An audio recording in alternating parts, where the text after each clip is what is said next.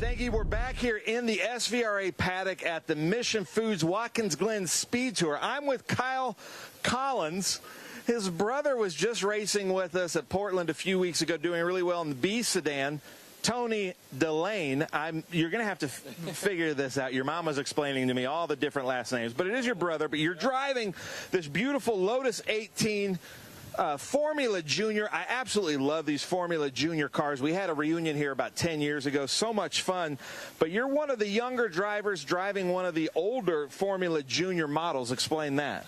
Yeah, it was my grandfather's car, and he's owned it for almost 40 years now, and he's actually raced it in more countries than I've ever been to, which is pretty fun, but pretty special for me to get to strap into Grandpa's car here. And like you said, it's one of the older ones, so we're still running drum brakes on all four corners and a 4-speed, whereas some of the other cars have disc brakes with a 5-speed.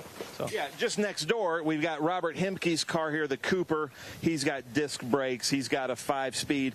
But that really doesn't matter sometimes when you go out there, and once the racing starts, you kind of forget, oh, wait, he's on discs, I'm on drums. It's just go as flat out as you can. Now, the cool thing about this, we talk about this in like Formula Bs or even Formula Fords, you're scrubbing speed if you're, sliding out there. These cars, sometimes you're in a full four-wheel drift, four-wheel slide just to get faster. Is that right? Oh, yeah, absolutely. Yeah, in the Formula B car or Formula Ford, like you said, slowing down when you're sliding. But this thing, you have to be sliding to be going fast. So we're hanging it out and scaring the people behind us that are getting to watch. So, but it's good fun.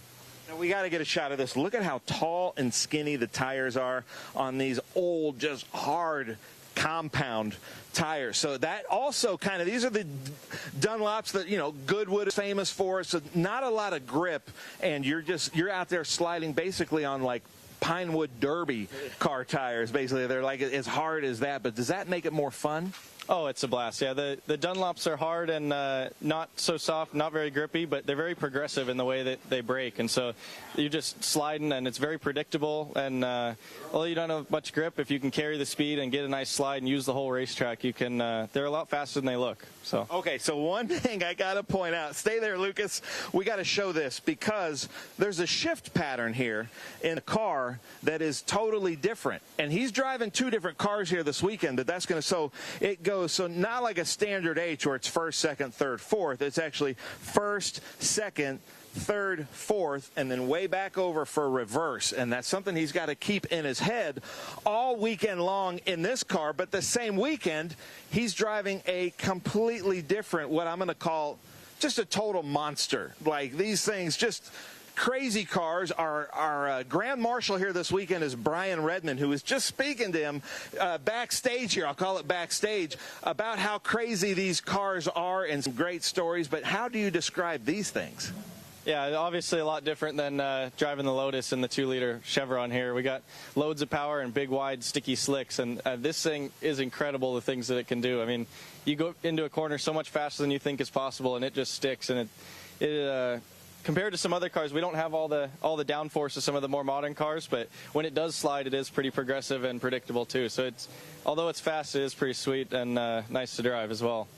How challenging is it for your brain, though? Because you go from a car with no power, no grip, to a car with way too much power and way too much grip and a different shifting pattern. Do you have to kind of reprogram, or once you're in it and you've got your goggles on in that car, you kind of like, okay, I'm in the Junior and now I'm in this car? It sounds goofy, but that's part of the trick, actually, putting the open helmet with the goggles on in that car and then get back in with the closed helmet in this car. You're in two different modes, and I thought it would be more difficult than it is, actually, but you hop into the car and first couple corners, so you're feeling the limit of the tires, and you remember your braking points are going to be different, obviously, but it's not as bad as you'd think. You get used to it pretty quick. So you and your brother, you're both very young guys. How do you explain to your friends, oh, I can't go to that with you this weekend because I'm going to Lime Rock or Watkins Glen to race these crazy cars you've never heard of?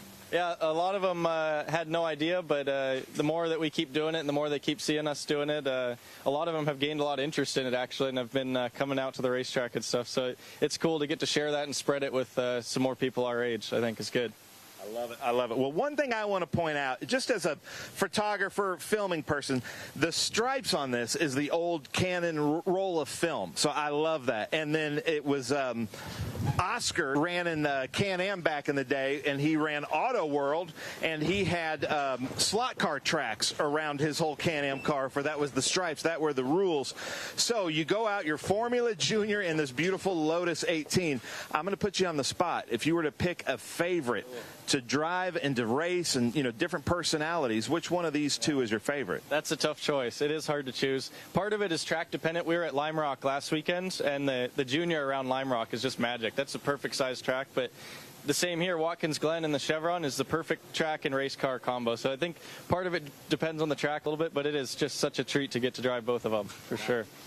I love it. Well, Kyle, thank you so much for coming out. We will be watching for you in the live stream. It's going to be extra pressure. Not only is your grandpa here and the whole family, but extra pressure that our Grand Marshal actually raced one of these here at Watkins Glen. So he's going to be comparing times and things like that. Yeah, I'm sure. So that'll be good fun. Nice. Well, thank you for being here, and we'll see you here in a little bit.